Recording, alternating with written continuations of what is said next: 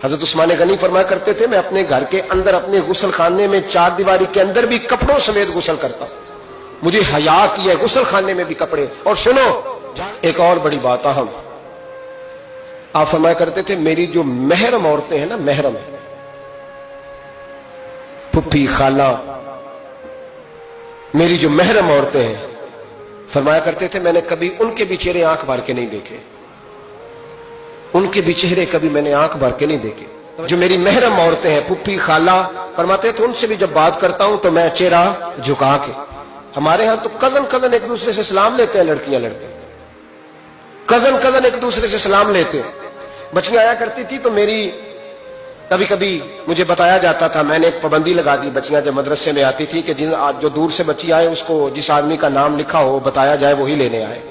ایک دن مجھے اطلاع دی گئی کہ آپ تھوڑی دیر آئیں، میں گھر گیا تو مجھے بتلایا گیا ایک بچی ہے تو اس کو جو پہلے لینے آتا تھا وہ نہیں آیا، کوئی اور آیا۔ میں نے اس کے بھائی کو فون کیا کہ آپ لینے نہیں آئے، کہنے لگے یہ کزن ہے ہمارا، اس کے ساتھ بھیج دیں، آپ ہمارا ہی کزن ہے، خالہ زاد ہے۔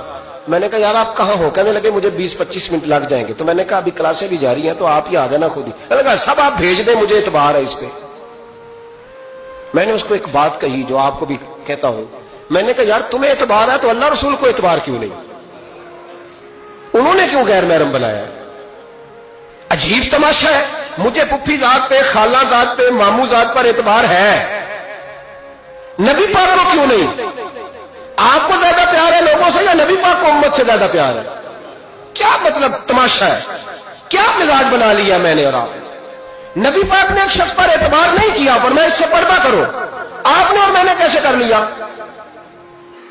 نبی پاک نے خالہ ذات، پھپھی ذات، دیور پر، جیٹ پر، سالے پر، بہنوئی پر اعتبار نہیں کیا، پابندی لگا دی، تو نے کیسے کیا؟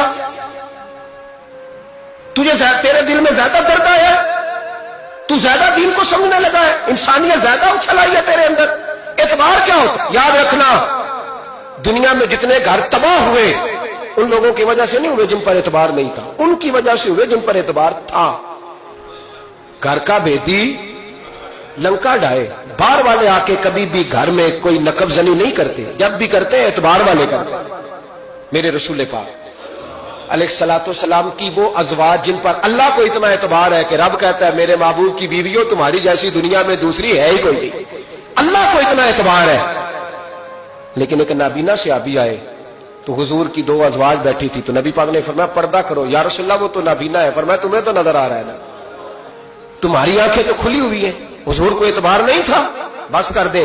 سب سے بڑا ظالم وہ ہے جو کہتا ہے مجھے بیٹی پہ اعتبار ہے، وہ ظالم ہے، وہ اپنی بیٹی کے ساتھ ظلم کر رہا ہے۔ جو کہتا ہے مجھے اعتبار ہے، کالج جا رہی ہے، یونیورسٹی جا رہی ہے، اکیلے آ جا رہی ہے، مجھے اعتبار ہے، یہ ظلم کر رہا ہے بچی کے ساتھ۔ وہ تو بچی ہے، اس کا تو ذہن کمزور ہے، ہو سکتا ہے صاف دل ہو لیکن سامنے جو شیطان چوکوں میں گلیوں میں دائیں بائیں گھوم رہے ہیں وہ تو صاف دل نہیں ہے نا، وہ تو معصوم طبع نہیں ہے نا۔ تو بعض اوقات بڑے اچھے نفیس بچے بھی شیطانوں کا شکار ہو جاتے ہیں، خدا کا خوف کریں۔ حضرت عثمان غنی کی زندگی، حضرت عثمان فرماتے ہیں جو محرم عورتیں تھیں ان کی طرف بھی آنکھ بھر کے نہیں دیکھا، اس لیے کہ وہ خاتون ہے، میں مرد ہوں، میری حیا